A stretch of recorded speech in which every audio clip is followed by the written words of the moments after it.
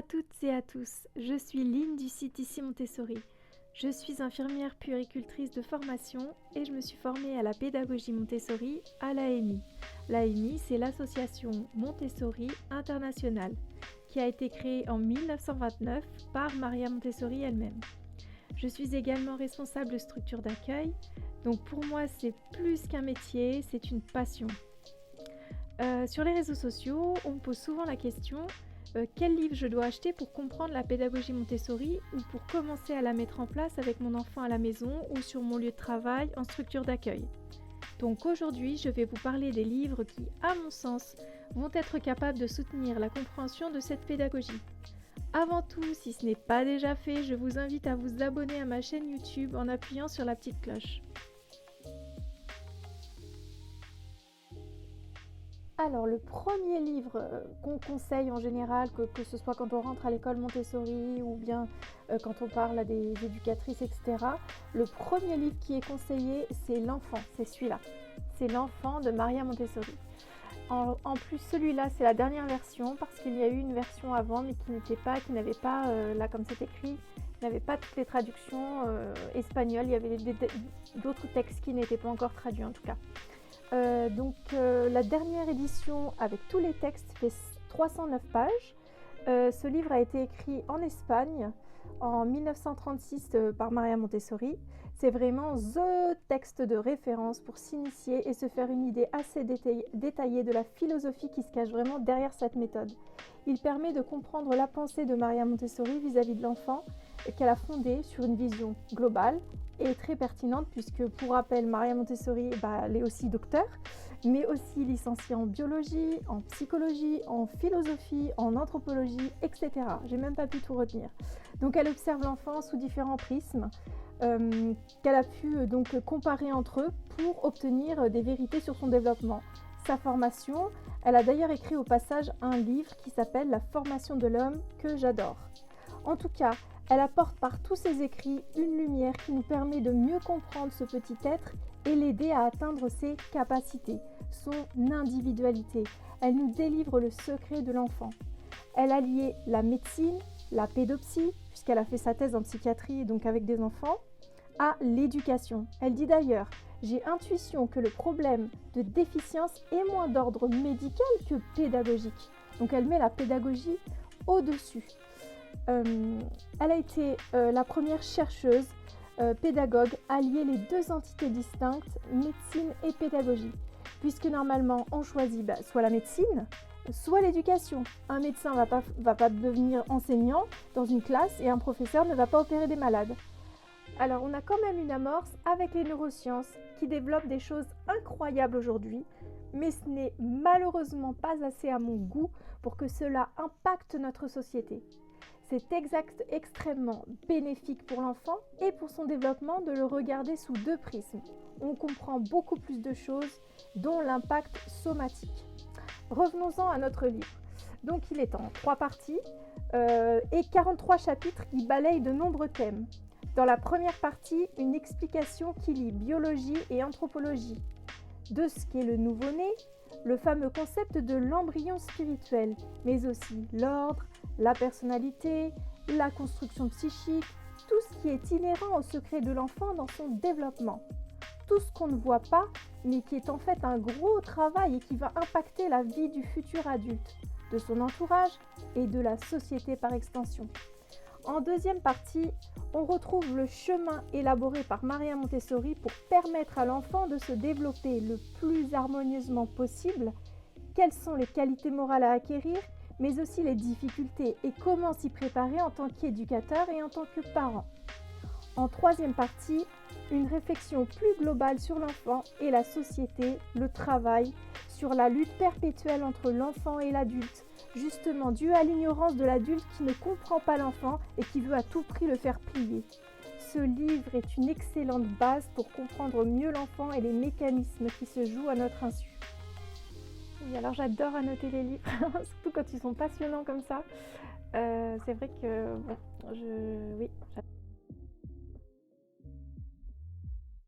Alors, le deuxième livre que j'ai à vous proposer, c'est L'enfant dans la famille. Donc c'est le plus petit, il contient 151 pages quand même et 11 chapitres. Toujours les éditions Desclés de Brouwer.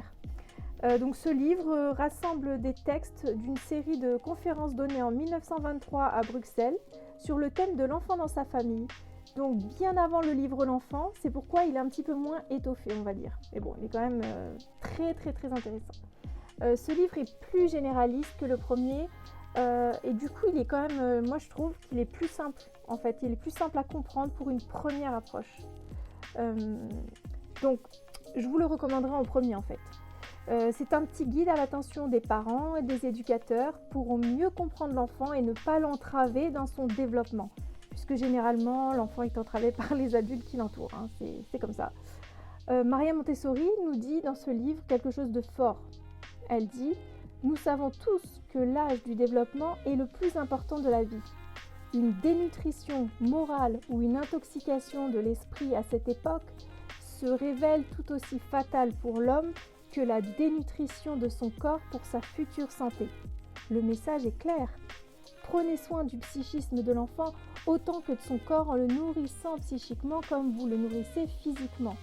Ce qui est assez négligé par les pouvoirs publics en termes d'accompagnement à la maternité, en termes de puériculture, en termes de maternage. On va plutôt être accompagné pour l'allaitement, la diversification, les vaccins, la santé physique. En fait, ce qui est tout à fait légitime, ce qui est très bien, mais on oublie quelque chose de primordial, je pense, en pédiatrie, dont Maria Montessori a bien conscience puisqu'elle travaillait avec des enfants dits déficients en psychiatrie et dans le centre orthogénique qu'elle dirigeait. Donc elle a vu au quotidien les impacts de ce manque et elle veut que le monde entier en prenne conscience. Maria Montessori nous parle dans ce livre de qui est l'enfant, de sa méthode en général, de l'environnement, de la place de l'enfant dans sa famille et des adultes autour de lui. Très bon ouvrage, je vous le recommande. Vraiment, il est super.